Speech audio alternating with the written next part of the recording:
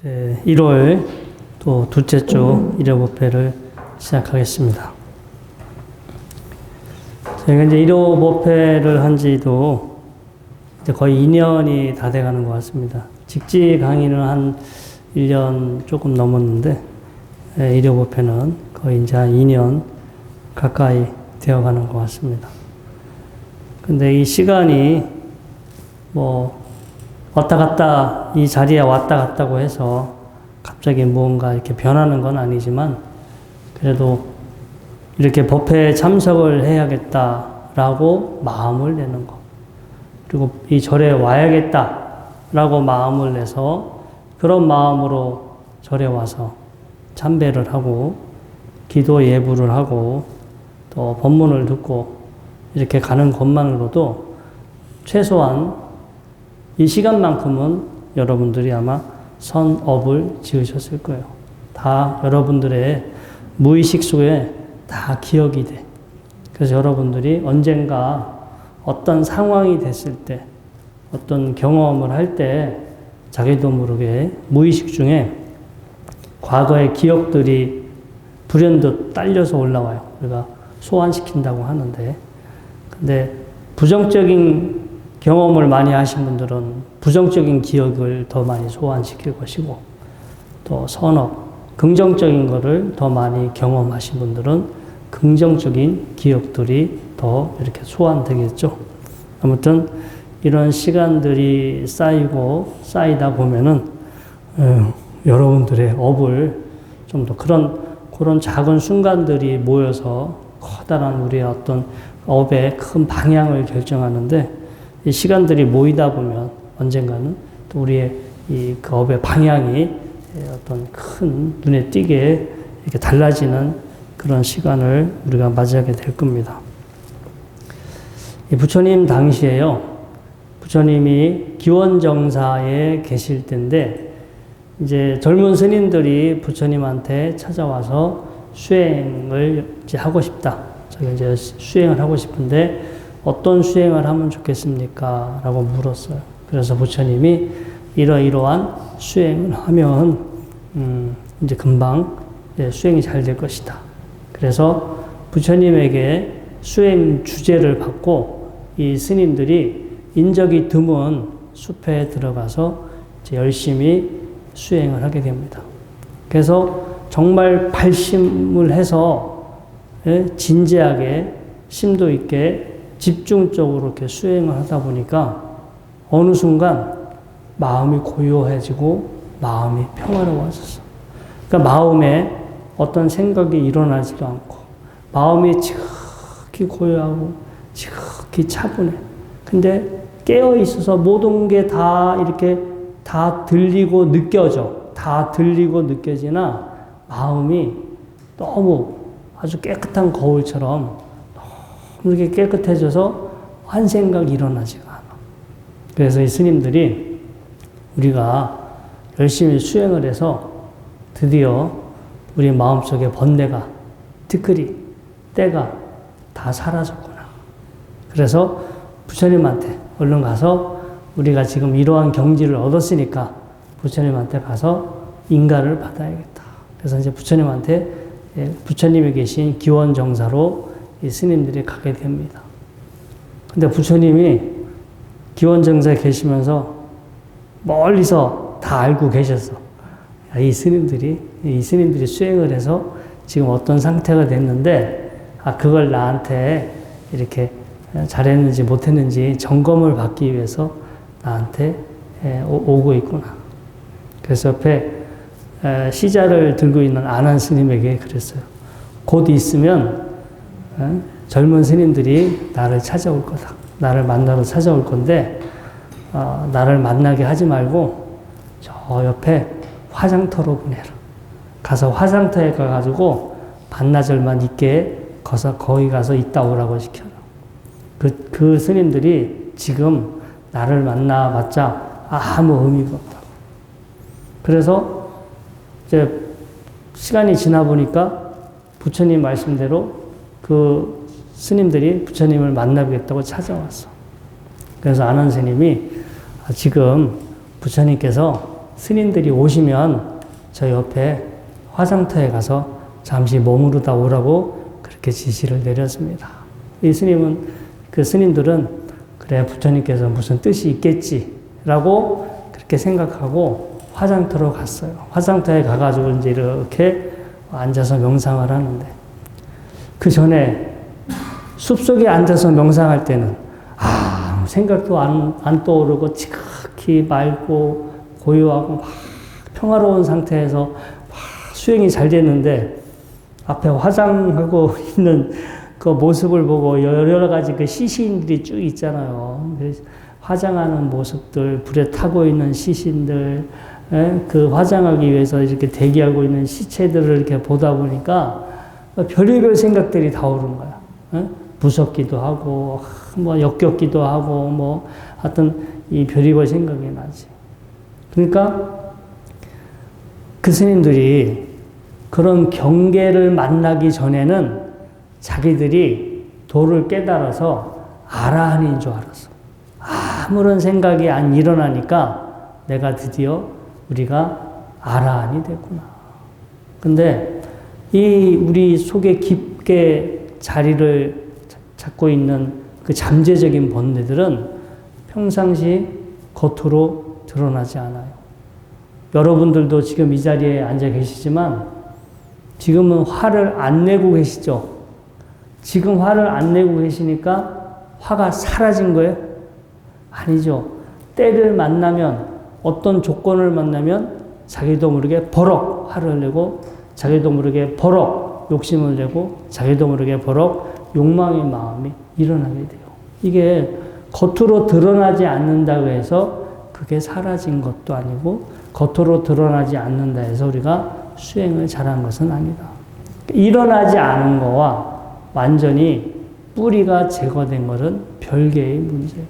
그래서 아무튼 이 스님들이 그 수행터에 가서, 그 화장터에 가서 다시 수행을 다시 제대로 또 다시 하지. 제대로 본질을 보는 거예요. 야, 우리가 저렇게 진짜 이렇게 불에 타서 썩어가고 있고, 타고 있고, 불에 다 타고 나서 결국 저 뼈대기에 불과한 건데, 저거를 보고 예쁘다, 더럽다, 추하다, 무섭다라고 그렇게 반응을 일으키는 거예요. 근데 그 시신은, 그 바닥에 누워있는 시신, 불에 타고 있는 시신, 썩다만 시신은 그 자체가 좋은 거예요, 나쁜 거예요? 나쁜 거예요? 아니, 그 시신 자체는 아무런 문제가 없지. 거기에 불에 타고 있는 시신은 그냥 고기 덩어리가, 살 덩어리가 불에 타고 있을 뿐이에요. 우리가 똑같은 상황이 삼겹살이나 갈비집에 가서 돼지나 소를 불에 거먹을 때는 역겹다, 징그럽다, 추하다 생각해요, 안 해요? 그때는 고소하다, 맛있겠다. 그렇게 똑같이 살덩어리가 타고 있는데, 똑같이 살덩어리가 타고 있을 뿐이에요. 그게 소가 타고 있는지, 돼지가 타고 있는지, 사람 살이 타고 있는지 그 차이지. 그 자체는 더럽다, 깨끗하다가 없어. 그거를 바라보고 우리가 경계를 일으키는 거지. 우리가 분별을 일으키는 거에 불과했던 거고.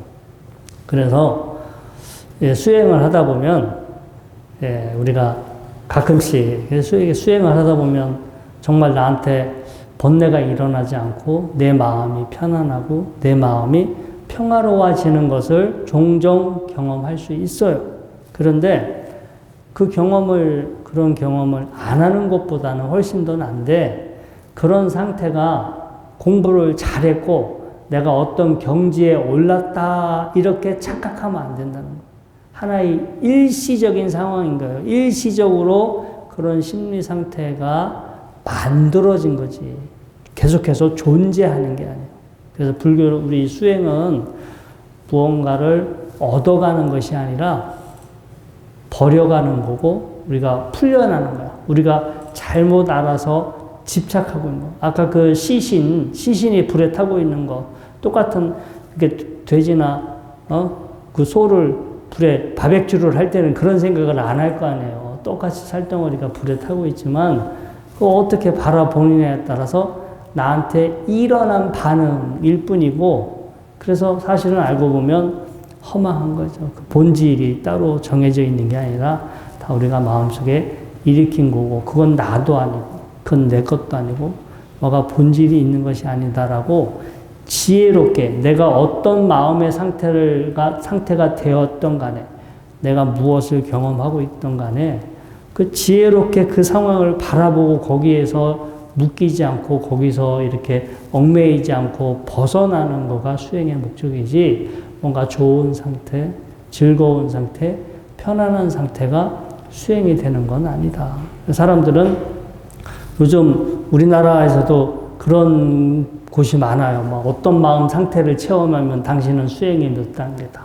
또 어떤 마음 상태를 경험하면 당신은 어느 경지까지 갔다라고 이렇게 인가를 해주는 곳이 있어요. 뭐 지금 그런 곳에 사람들은 뭔가 내 상황이 어느 정도 어느 수준까지 됐고 뭔가 뭐 거기서 자격증도 받고 이런 뭔가가 그런 것들을 다른 사람들로부터 이렇게 증명받고 싶고, 사실은 자기 집착이잖아요. 자기 집착. 근데 마음이라는 거나 마음의 상태가 어떤 조건과 상황이 만나서 만들어지는 하나의 일시적인 상태라는 걸 안다면 이런 것들이 그게 이제 허망하다라는 걸 아는데, 그런 걸 이렇게 모르니까 수행에 무슨 단계가 있고 내가 계속해서 뭐 노력하면 단계가 높아지지 않을까, 이제 그런 생각을 가지고 있는 경우가 많습니다. 그래서 오늘 공부하게 될 직지의 내용도 그런 내용이에요. 이 해능 스님에게는 여러 훌륭한 제자분들이 많아요. 해능 스님이 이렇게 유명한 이유는 그 밑에 훌륭한 여러분들, 많은 제자분들이 배출이 되었기 때문에, 그래서 이 해능 스님이 이제 그 선종의 역사에서는 크게 이제 추앙받고 존경받게 되는데, 해능 스님의 제자분 중에, 유명한 제자분 중에 한 분이 바로 청원 행사 스님이죠. 이 청원 행사 스님이 어느 날 육조 해능 스님을 찾아뵙고 스님한테 이렇게 묻습니다. 자, 마땅히 어떻게 해야만 단계, 계급에 떨어지지 않습니까?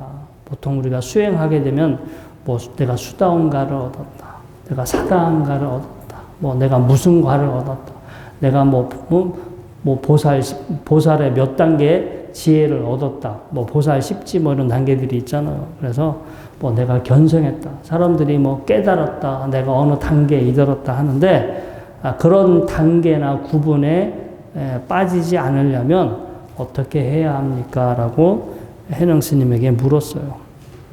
해능 스님이 그대는 전에 어떤 일을 하다가 왔는가? 전에 뭘 했는가? 라고 물어요. 선서가 이제 그 청원 행사 스님이 나는 성스러운 진리라는 것도 하지 않았습니다. 성스러운 진리라고 하는 것도 나는 그거를 실천하지 않았습니다. 닦지 않았습니다. 육조 대사가 다시 말합니다. 그렇다면 그대는 어떤 계급에 떨어졌는가? 청원 행사 스님이 다시 말하죠. 아니, 성스러운 진리라는 것도 하지 않았거늘 하물며 제가 어떤 계급, 어떤 단계라는 것이 있을 수 있겠습니까? 라고 물어요. 육조 대사는 그가 깊은 그르심을 알아보았다. 요 청원 행사 스님의 요 개성은 되게 짤막하게 이렇게 나오게 됩니다. 수행할 때 큰 마장 중에 하나예요. 빨리 깨달았으면 좋겠다. 내가 빨리 뭘 얻었으면 좋겠다. 빨리 내가 뭘 성취했으면 좋겠다. 내가 빨리 어떤 상태가 되었으면 좋겠다. 수행의 본질은 우리를 괴롭게 하고 우리를 어리석게 하는 그런 것들로부터 풀려나는 것, 그런 것들을 없애가고 그런 것들로부터 풀려나는 것이, 자유로워지는 것이 수행의 목적임에도 불구하고 자꾸 내가 뭘 얻었고 내가 뭘 됐고 그런 거에 현혹이 돼서 그런 것을 하나의 자기 공부의 수행의 척도로 생각하는 사람들이 많아요. 결국은 삿된 길로 빠지는 길인데, 지금 이 시대도 사람들을 단계를 나눠, 이런 어느 단계 가면 어느 단계 올라가면 어떤 상태가 되면 어떤 뭐다라고 단계를 구분하고, 어떤 사람들에게 공부할 수 있는 동기부여가 될 수는 있을 망정 수행의 본질로 사람들을 이끌어가는 길이 아니기 때문에 이제 우리가 수행을 할 때 이런 부분은 좀 더 냉철하게 한번 생각을 해 보셔야 되겠고요. 제가 오늘 이 자료집에도 해놨지만 불교에서는 우리가 무언가를 잘못 알고 있어. 잘못 알아서 착각하고 착각만 하는 것이 아니라 내가 착각한 내용을 붙잡고 있어. 근데 그것 때문에 결국 우리가 괴롭고 힘들게 살고 있어.